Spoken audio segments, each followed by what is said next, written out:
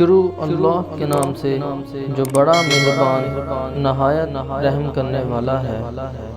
ایک بادشاہ بہت عیاش اور حسن پرست تھا۔ اس کا حرم خوبصورت لڑکیوں سے بھرا رہتا تھا۔ جس لڑکی پر اس کا دل آ جاتا وہ اسی شام اس کے بستر پر پہنچا دی جاتی تھی۔ بادشاہ کا وزیر بہت سمجھدار اور مخلص آدمی تھا۔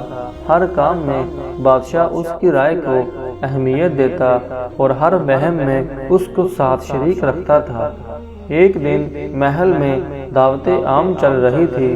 سب وزیر مشیر اپنی بیگمات کے ساتھ تشریف لائے تھے کہ بادشاہ کی نظر وزیر کی بیوی پر پڑ گئی۔ اتنی حسین عورت تو اس کے حرم میں بھی نہیں تھی جتنی حسین اس کے وزیر کی بیوی تھی۔ حسب معمول بادشاہ کی رال ٹپک پڑی، لیکن مسئلہ یہ تھا اس بار سامنے کوئی عام عورت نہیں بلکہ اس کے عزیز وزیر کی بیوی اور عزت تھی۔ ساری رات وہ سو نہیں سکا اور وزیر کی بیوی کے بارے میں سوچتا رہا۔ اس کو کوئی راستہ نظر نہیں آ رہا تھا۔ آخرکار اس کے دماغ نے ایک منصوبہ بنا لیا۔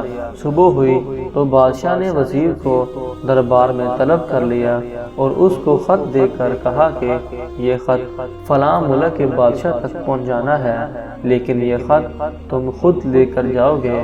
اتنے خفیہ خط کے لیے تمہارے علاوہ کسی اور پر بھروسہ نہیں کر سکتا۔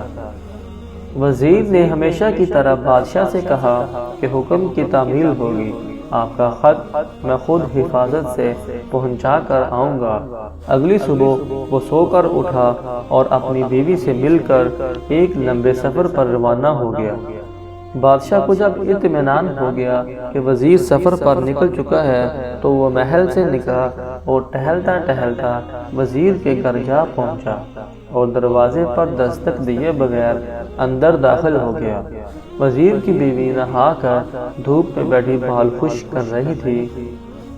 بادشاہ سلامت کو دیکھ کر حیران ہوئی اور اٹھ کر بادشاہ کا استقبال کیا اور کہنے لگی کہ حضور کا اقبال بلند ہو، آج ہم غریبوں کے گھر میں کیسے تشریف لے آئے آپ؟ بادشاہ کہنے لگا کہ میں سیر کرتا کرتا ادھر کو آ نکلا تھا، سوچا کہ تم اپنے شوہر کے بنا گھر میں اکیلی ہوگی، تم سے پوچھ آؤں، کسی چیز کی ضرورت ہو تو مجھے بتا دینا، کیونکہ تمہارا خیال رکھنا میری ذمہ داری ہے۔ بادشاہ کی تواضع کی گئی۔ بادشاہ مطلب کی بات پر آ گیا، اس کے حسن کی تعریفیں شروع کر دیں اور کہنے لگا کہ تم جیسی حسین عورت میں نے آج تک نہیں دیکھی۔ وزیر کی بیوی سمجھدار تھی، اس کو پہلے ہی شک ہو گیا تھا کہ بادشاہ نے جان بوجھ کر میرے شوہر کو دور دراز کے ملک بھیجا ہے تاکہ اس کی غیر موجودگی میں مجھے اپنے جال میں پھنسا سکے، اور بولی کہ حضور شیر جنگل کا بادشاہ ہوتا ہے، اس کو زیب نہیں دیتا کہ وہ مردار کھائے اور گندگی میں منہ مارے۔ جب حکمران خود لٹیرے بن جائیں تو عوام انصاف لینے کس کے پاس جائے گی؟ جھوٹے برتن میں منہ مارنا بادشاہ سلامت کی شان کے خلاف ہے۔ وزیر کی بیوی کے منہ ایسے دانشمندانہ باتیں سن کر بادشاہ کو اپنی حرکت پر شدید افسوس ہوا۔ وہ اٹھا اور باہر نکل گیا۔ دوسری طرف وزیر جب تھوڑا آگے گیا تو اس کو یاد آیا کہ بادشاہ کا خط تو وہ گھر کے تکیے کے نیچے ہی بھول آیا ہے۔ اس نے گھوڑا واپس موڑا اور خط لینے گھر روانہ ہوا۔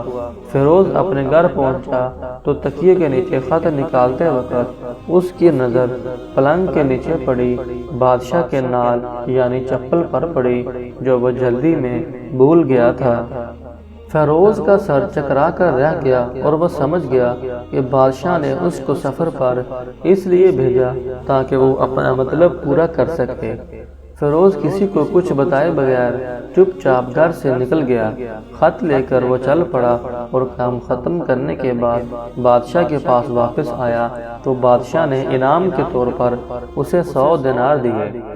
فیروز دینار لے کر بازار گیا اور عورتوں کے استعمال کے کچھ کپڑے خرید لیے اور گھر پہنچ کر بیوی کو سلام کیا اور کہا چلو آپ کے ماں باپ کے گھر چلتے ہیں۔ بیوی نے پوچھا کہ یہ کیا ہے؟ کہا کہ بادشاہ نے انعام دیا ہے اور میں چاہتا ہوں کہ پہن کر اپنے گھر والوں کو بتاؤ۔ تو بیوی بولی جیسے آپ چاہو، اور بیوی تیار ہوئی اور اپنے والدین کے گھر اپنے شوہر کے ساتھ روانہ ہوئی۔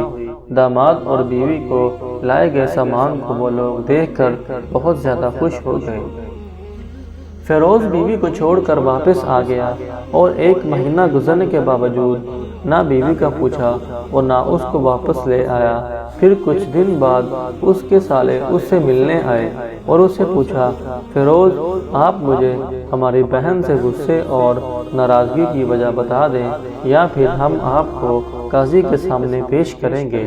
تو فیروز نے کہا کہ اگر تم چاہو تو کر لو، لیکن میرے ذمے اب اس کا کوئی حق باقی نہیں جو میں نے ادا نہ کیا ہو۔ وہ لوگ اپنا کیس قاضی کے پاس لے گئے تو قاضی نے فیروز کو بلایا۔ قاضی اس وقت بادشاہ کے ساتھ بیٹھا ہوا تھا۔ لڑکی کے بھائیوں نے کہا کہ اللہ بادشاہ سلامت اور قاضی کو قائم اور دائم رکھے۔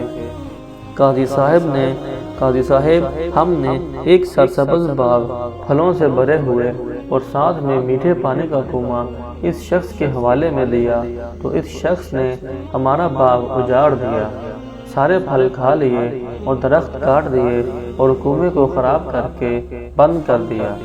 قاضی فیروز کی طرف متوجہ ہو کر پوچھا، وہ لڑکے تم کو کیا کہتے ہیں؟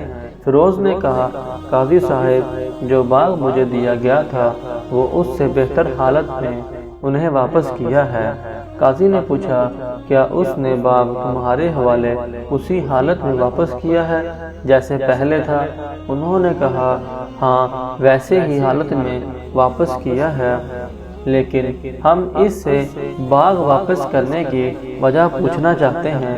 قاضی نے کہا، ہاں فیروز تم کیا کہنا چاہتے ہو اس بارے میں؟